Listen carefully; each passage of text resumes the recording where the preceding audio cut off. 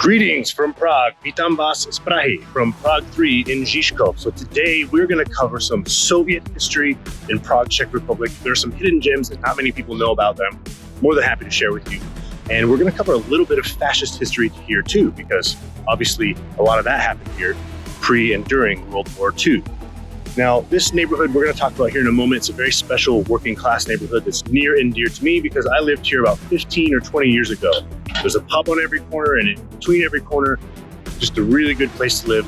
But let's go walk around, have a talk about this neighborhood and some things that we can find when it comes to Soviet history and some of the things that happened here under fascist rule. So let's first talk about this neighborhood that's called Žižkov. It's named after someone named Jan Žižka, who was alive in the 1300s and the 1400s. Now, he was known for being a military man, and he defeated a lot of armies protecting what was then a different country, but now Czech Republic, and particularly this neighborhood, Žižkov. Now, he fought off, his most famous battle was fighting off Sigmundson, who was a Holy Roman Emperor. Now, this neighborhood here, it's essentially a hill, okay? And he defended this hill by rallying up the people of this neighborhood to fight off the Holy Roman Emperor and his army with the tools that they had. They didn't have much weapons, so they were fighting with hammers, shovels, pitchforks, paintbrushes, you name it. So this neighborhood, ever since then, has had a very strong sense of pride and just that kind of working class underdog pride. In fact, anywhere else you go in Czech Republic or Prague, if you say that you're from here or that you're going to this neighborhood, people will kind of go, ooh, wow, right? Because the people are just a little tougher, but very humble. Right up ahead here, we have one of our first Soviet kind of monuments. It's very interesting. It blew my mind the first time I saw it. So let's go take a look. Žižkovská věž, or the Žižkov Tower. Now, this is a television tower that was erected during communism here under Soviet rule. And you'll see that there are these black babies crawling all up and down it. Now, those were put on the tower after the fall of communism, and they symbolize basically the communist era, that people just weren't able to reach adulthood, right? So they felt like they were oppressed so much, they felt like they were treated like children, that they just couldn't reach adulthood. It also symbolizes or portrays a surreal childhood. You see, basically what this symbolizes is that communism is not good for the growth of people or nations. Now, so right here under the tower, you can see there is a graveyard. Now, this is a Jewish graveyard, and that graveyard is only about 1/16 of what used to be here. So what they did is that they dug up all of the Jewish graves to build this Soviet atrocity. And when they did that, they moved all of the bodies and the coffins to a different area. Crazy. All right, so next stop. There are a lot of these little plaques that are dedicated to the people who lost their lives protecting their neighborhoods, protecting their city, protecting their nation from the fascists when they rolled in. So let's go take a look at a few of those. All right, so the tower's right there, and just by the way, I lived right here around the corner, but right here behind me is the old post office, and it has a plaque dedicated to the victims of the fascist occupation. So keep in mind, that occupation was not very much a military fight. A lot of the locals just took up arms, rifles, pistols, and tried to fight off the fascists, protecting their neighborhoods, their families, and their nation. So it says here, obětem okupace, hrdinům revoluce. So the victims of the occupation and the heroes of the revolution. Obětovali své životy za vlast a za životy naše, čest jejich památce. So they gave up their lives and for their nation and for us, in honor of, you know, their memory. And it's got all these names of people from right here that took up arms, hunting rifles, whatever they could use, and shot back and fought the fascists. Tak prosím vás, chtěl jsem se zeptat, vy jste se tady narodil, jo? Narodil jsem se tady, v Praze. V Praze, a vy jste zažil komunismu. A v roce 89, kolik vám bylo? V roce 89 bylo 60. ročník, tak 28. 28. Tak co je lepší, teďkon, anebo za komunismu? No teď. Teď? To je otázka. Jo, je. Tak některý lidé, právě se ptám, protože v Americe některý lidi chtějí komunismu, což je celkem šílený. Abyste to slyšel vy, co jste to zažil, že jo? No. Oni ho nezažili, proto ho chtějí. Právě. Jo. Kdo ho zažil, tak ho nechce. Možná nějaký starý lidi, kteří jsou zoufalí, že nemají příležitosti teď, jak se... Jsou tady ty lidi taky, kteří si říkali, že bylo líp. Bylo líp, no. No, ale to je nesmysl, úplný nesmysl. A jaký je ten velký rozdíl mezi teďkon dneska a za komunismu? Co jste nemohli třeba za komunismu? Tak svobodně mluvit, cestovat. Cestovat jsme mohli jenom do zemí východního bloku, že jo? A to ještě jako ne s omezením, ale museli jsme odevzdávat občanky, vojenské knížky. Bylo to složité cestovat i do těch zemí toho východního bloku, na západ prakticky vůbec. Šíleně složitý to bylo, to se nedá vůbec srovnat jako s tou svobodou, kterou přináší demokracie. Skutečně nebyla demokracie, že jo? Potom to je. Zkrátka hodně buzerace. Buzerace samozřejmě. Jo. No. Dobrý. Tak jo. Tak ráda se stalo, tak jak se vám podaří projekt. Jo, díky moc. Mějte se hezky. Taky. So you can see that the people of Žižkov, Prague have that fighting spirit that Jan Žižka helped them develop way back in the 13 and 1400s when he helped them uprise and fight off the Holy Roman Emperor. They maintained that spirit for hundreds of years. They tried to fight off the fascists when they occupied Czech Republic or Czechoslovakia back then. And they still got that spirit today. Just amazing. So if you're ever in Prague, I highly recommend coming to Žižkov, Prague 3, because it's just a spirit, a feeling, a part of town that you don't experience anywhere else in the city. So we're gonna go to another part of this neighborhood that I used to live in. It's right next to another flat that I lived in actually, to take a look at a couple other plaques and monuments for people who gave their lives fighting against communism and fascism. So here's another building I used to live in, and it still smells like urine and vomit everywhere because there are pubs on every corner. But what I really wanted to show you was this, okay? This memory, this plaque. And now these plaques and these memories are everywhere in this neighborhood because, again, Žižkov, Prague has the fighting spirit, okay? So this was a young man, Karel Janošek, who was only 17 years old when he gave his life fighting for the freedom against the fascists, okay? So here it says, za osvobození drahé vlasti položil svůj mladý nadějný život můj jediný syn. So for the liberation of his dear country, he gave his young and hopeful life, my only son. So his parents had this put here, okay? And you can see here, he was only 17 years old, all right? Now what happened was this. When the fascists rolled into this neighborhood, they came around that corner, and this young gentleman lived in this building right here behind me and shot at them from his apartment window. And finally, a fascist sniper saw him and took him out, shot him in the chest, killed him instantly.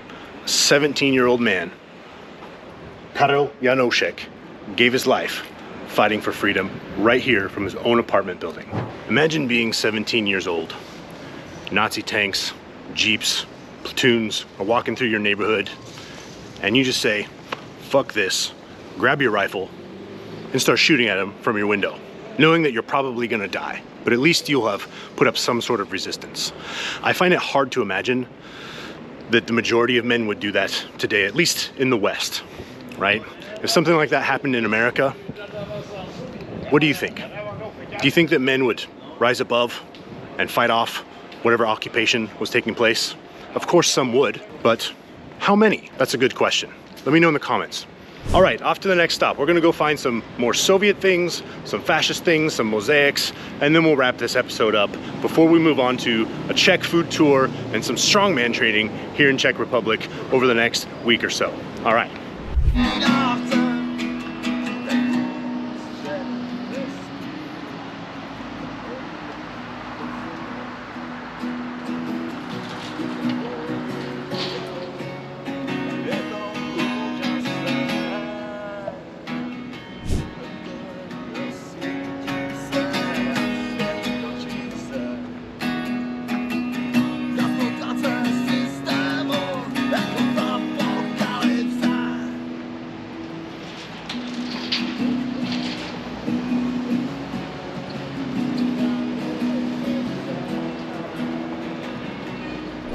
Guys, I wanted to talk to you about something that's very, very important, and that is your health, especially as a man who is in his 40s or older. You see, it can be very difficult to get into shape because you're busy, you've got a career, a family to take care of, you need some downtime sometimes too, not to mention all the conflicting information around nutrition and fitness and general health online. It makes it very difficult. You get a little lost or overwhelmed, and then you start to wonder if you should even be trying because some things just don't seem to work for you. And I totally get that. Remember, I used to be over 300 pounds myself, and I had pretty much every struggle that could possibly exist when it comes to losing weight or getting healthy.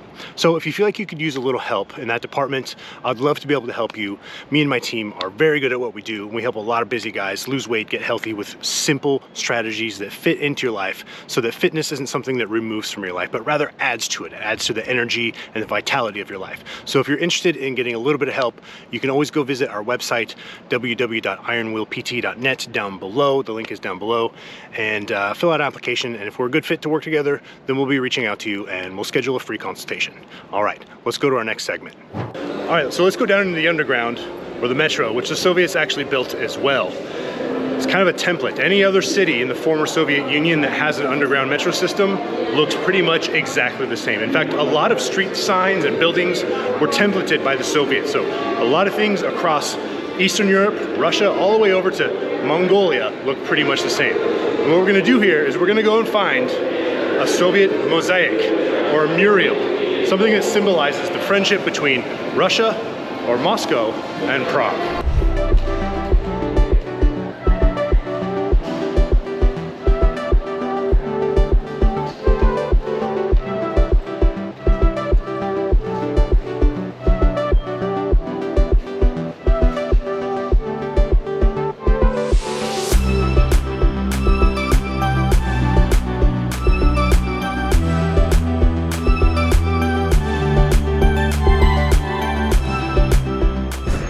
So just kind of as a side note, on the darker side note, years ago I'd been attacked in these underground metro stations quite a few times, and usually at night.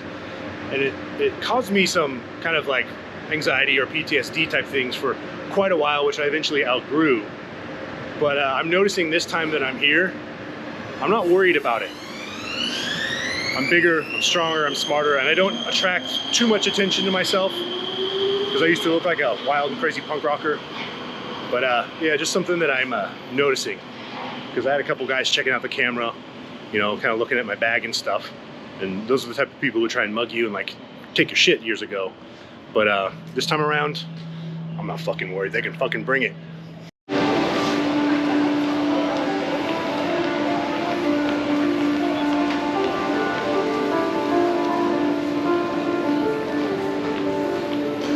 So just a quick detour, because I remember there was one of the only statues left from the Soviet regime. You see, there used to be Stalin statues and Leningrad statues, and they've all been taken down relatively quickly after the revolution. But there was one here at the main train station that was a large Soviet Russian soldier holding and actually kissing a smaller Czech soldier. And I just got to it now, and unfortunately, they took it down. It was right here. So it just goes to show that they are getting rid of all of the Soviet history marks. The reason that Russian soldier was bigger on this statue was kind of like with the babies, just to kind of suppress and keep the Czech people down, their morale down. So anyway, that's not there anymore. Cool story, right? But we're gonna go on to our mural, our mosaic, and talk a little bit about that. It symbolizes the history of Moscow and Prague together. And from there, we're gonna go on to our grand finale, which is something very special, something you've never heard of, and something very super epic. Stay tuned.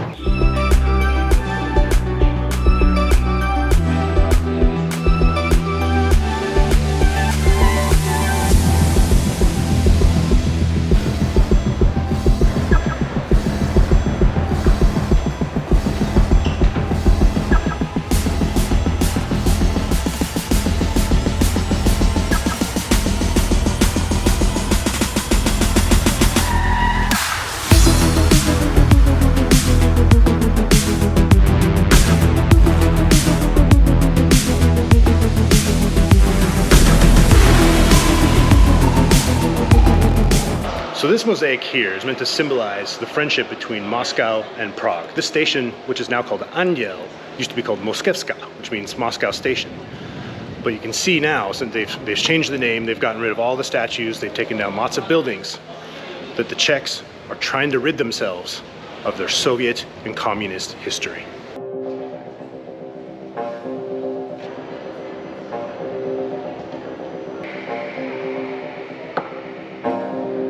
Mir, peace.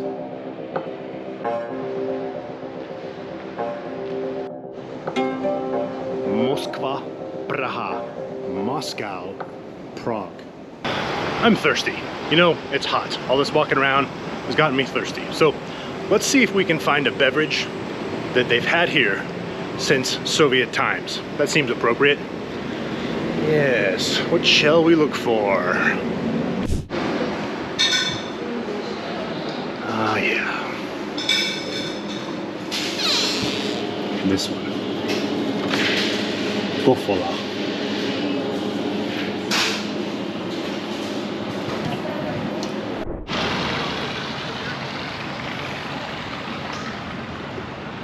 Let's take a seat.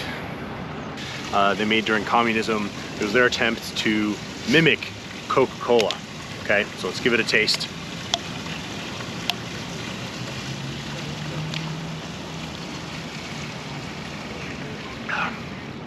It kind of tastes like if Coca-Cola had like a dirty cousin. It's like Coca-Cola's dirty cousin's sweaty socks have been wrung out.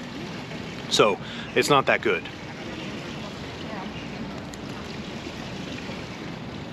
But it's cold and wet, and it's hot today.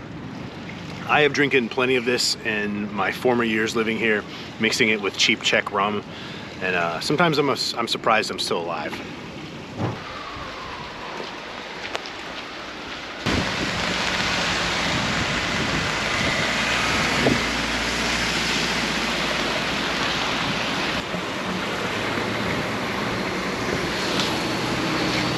This bridge right here is called Nuselský most, or Nusel's Bridge, and it was built in 1973. And between 1973 and 1989, when the Soviet wall came down and Czech Republic could become a free nation, it's believed that over 200 to 250 people took their own lives by jumping from this very bridge. They just couldn't take it anymore. They didn't have any opportunities. They couldn't take care of themselves. They couldn't take care of their families. They couldn't escape the country. They couldn't go anywhere else. They were just stuck in a communist regime. So instead of staying and living in that, they decided to take their own lives by jumping from this bridge. 200 to 250 people between 1973 and 1989. So I just met up with my first kickboxing coach, Pavel Ploch, who was actually a very positive influence at a kind of a rough time in my life. So really cool to meet up with him, really good coach, but we're talking about the Soviet history of Europe. Tak jsem si chtěl ptát, ty jsi zažil komunismu tady, ne? Yes. Jo. A co se ti líbilo víc? Teďkon, anebo předtím, před rokem 89? No, i nepřekvapím tě, ale co se týče rozdílu, jestli za komunistů nebo teď, tak já bych to nechtěl srovnávat. Ne, jo. Určitě to nechtěl srovnávat, protože za komunistů jsem byl dítě. Nějakým způsobem jsem ten komunismus vnímal jako malý dítě a věděl jsem, že něco není v pořádku.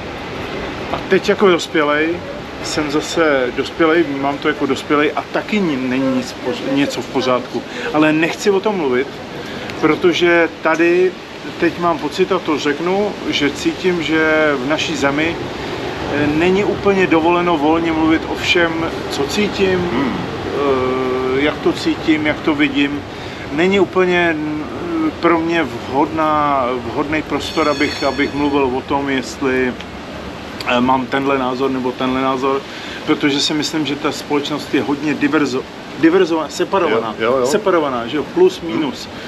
Tohle je plus, tohle je minus a co je mezi tím je špatně. Jo, tak to je hodně zajímavý, protože to měli za komunismu, že nesmíš mluvit o čem chceš mluvit občas. Ne? Mm-hmm. To bylo, všechno bylo tajný, potřebuje názory. Ano, ano. A říkáš, že dneska je to podobné. Ano, To je jako krok zpátky, jakoby. Takhle, já osobně řeknu tady na kameru jednu věc, kterou říkám stále, že jsme se nenaučili žít v demokracii. Neumíme to. Neumíme žít v demokracii. Zajímavý. Protože když já řeknu názor A, někdo řekne názor B, může dojít k hádce a neumíme se ani navzájem ty názory respektovat. No, takže to se stává v Americe hodně teda, hodně odpojený, rozdělený, seš buď v červeným gangu, nebo v modrým gangu a fialový nemůže existovat.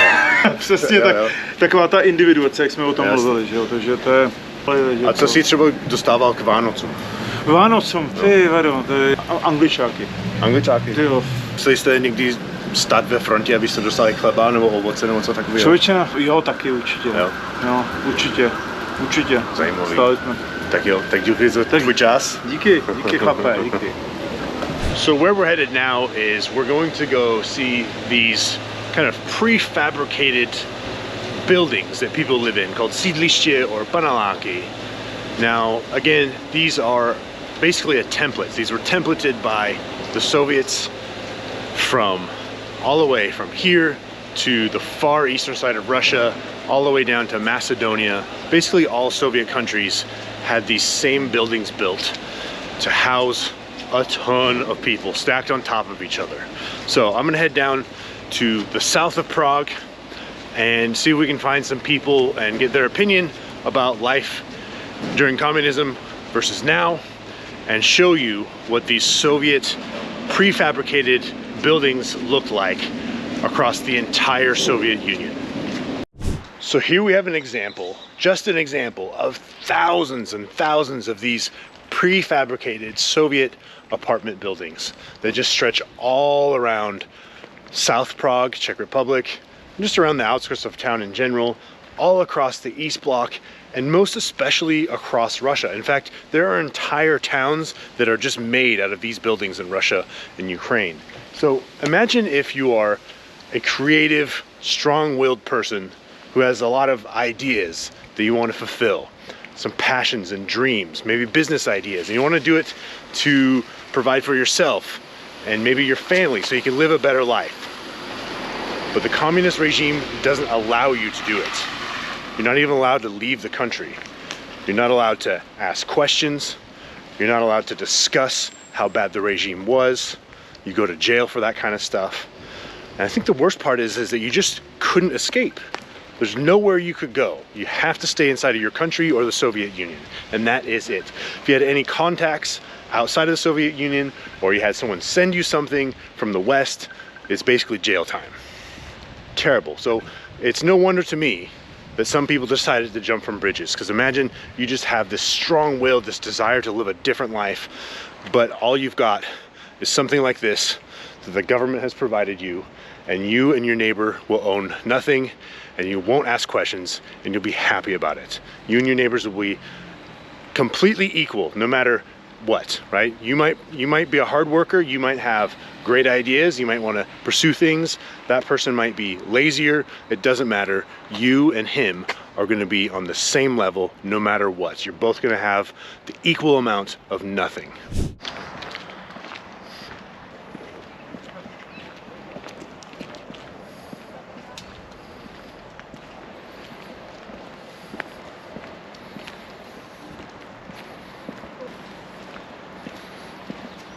Jen, můžu se ptát? Jsem chtěl se ptát, já žiju v Americe, ne? A chtěl jsem ukázat lidem, oni nepochopí, jak to může být komunismu, tak za to žijí, tak jsem chtěl se ptát. To není o komunismus. To, co tam funguje, je takový fašistický, ale ten gangsterský režim, to jsou normálně gangstři, to ani nejsou biznismeni. Ty oligarchové se zmocní těch majetků vlastně takovým způsobem, že oni to nedali obchodem nebo nějakou službou nebo nějakým výrobou. Jo. Oni to získali prostě tím, že to ukradli de facto. Tak bylo vám lépe, váš život a jak jste žil, bylo to lepší před revolucí nebo po?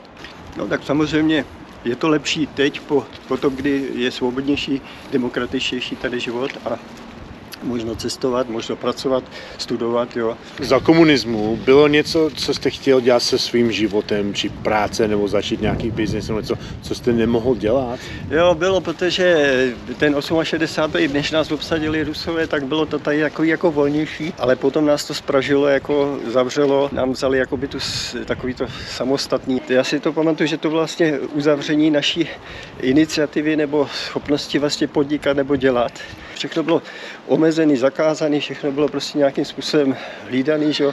Tak to bylo pro nás strašné. A 25 let tady byl prostě takovej šílený, prostě. Tak vy jste jako byli závislí na vládu, jakoby. No, spíš jako jsme byli řízený a terorizovaný tou vládou, jakoby, jo. A to jsme cítili každý tady z té generace, že prostě nám to vzalo svobodu, jako, jo, to bylo to nejdůležitější vlastně. To jsou prostě teroristi, kteří se zmocnili za vlády. Tam ty ostatní jenom pod tou rouškou ideologie takhle terorizují, jo. Já jim dám, takže co musí poslouchat a dělat, ale sami vůbec říkám, chlastají a válej se s děvkama, jo. Takže ta nesvoboda nám nejvíc vadila, v 68. nám vzali vlastně tu vlastní jakoby možnost se projevit anebo existovat.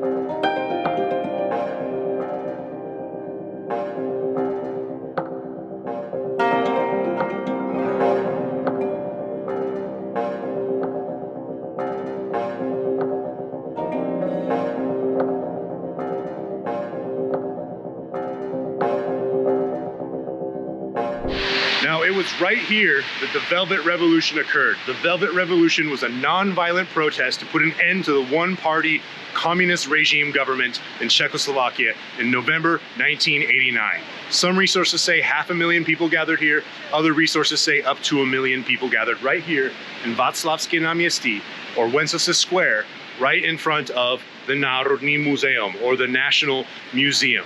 The Velvet Revolution was a non-violent revolution to take down the one-party communist regime government. Now, what I'm going to show you right down here below is something that's very special and very historic.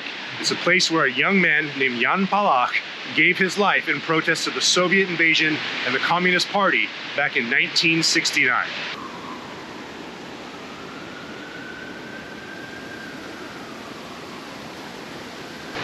So it was right here in 1969 that young 20-year-old Jan Palach decided to burn himself to death in protest of the Soviet invasion and the communist regime. So we are now approaching our grand finale of the Soviet history and some fascist history of Prague, Czech Republic. And what I'm about to show you is a crazy piece of history that not many people know about. It was a British operation, a top secret operation called Anthropoid. Now, Anthropoid was a team of British paratroopers and some Czech paratroopers who were collaborating with the British to stop fascism, to stop the war. They sent some paratroopers in on a secret mission to parachute into Czech Republic. Their navigation was off and poor as the middle of winter. They landed in snow in the mountains, and they had to hide and basically prepare and hike into Prague, Czech Republic. Now, in 1942, these men, their job was to assassinate Reinhard Heydrich, who was appointed as the protector of Morava and Bohemia, the two parts of Czech Republic. He was appointed by Himmler, all right? So very high up SS officer. Him and his troops came in and took over Czechoslovakia, okay? And these men, their job was to assassinate him. And in their first attempt to assassinate him, one of the machine guns jammed and they failed. So the word was out that there was an assassination attempt on their leader, Heydrich. And then finally their second attempt with some explosives, they blew up one of his vehicles, killing him and wounding some of his men, okay? So the reason I'm standing right here is that this is a window to the basement of a church, and you can see there's bullet holes right there and flowers. So basically, these men hid in the basement of this church where the crypts are, and the Nazis found out where they were and they flood them out, okay? They flood the basement until they're about to drown. Those men tried to kill themselves. Some of them tried to kill themselves and failed. And ultimately, they ended up shooting at the Nazis and the Nazi troops from this window, and they had a shootout while they're basically drowning. and this is where the last moments of their life was. Basically, they just got executed here. They assassinated an SS leader in order to free Czech Republic and put a stop towards the war, and they succeeded at killing him, but it cost them their lives. So that's our grand finale, but I do have one more personal note to share with you, which is right around the corner from here. So it was right here that I had my first run-in with some Nazi fascist skinheads myself. Of course, 50 plus years after the war, but still an encounter with fascists none of the less. So it was 1998 or 99. I was standing at this bus stop on the way to a punk show with a friend of mine, and I was just learning the language still, so I didn't quite understand it yet. I'd only been here for a few months. Some guy was asking my friend something. I could tell he wasn't too happy about it, and as I kind of started paying more attention, I noticed a circle had formed around us. And the next thing I know, boom to the face, went to the ground, just a massive boot party. Now there used to be these metal garbage cans on these bus stops here. Big, yellow, kind of heavy garbage cans. And while I was down and those guys were kicking me, I tried to get up and one of them threw them into my back. I got a concussion, some broken ribs, and that kind of set the precedence of a very violent and kind of scary era of my life in the late 90s and early 2000s, thanks to the presence of a lot of neo-Nazi skinheads in Eastern Europe, Poland, Czech Republic, Slovakia, particularly back in that time. Nowadays, it's fine, it's nothing to worry about. But it just goes to show how much of a powerful impact these regimes can have on a place, right? We've got a fascist regime where people are still trying to pursue that, at least morally and politically. And then we have a communist regime where people still seem to be very pro-communism, but those people have never experienced communism, just like some of our friends have told us earlier today.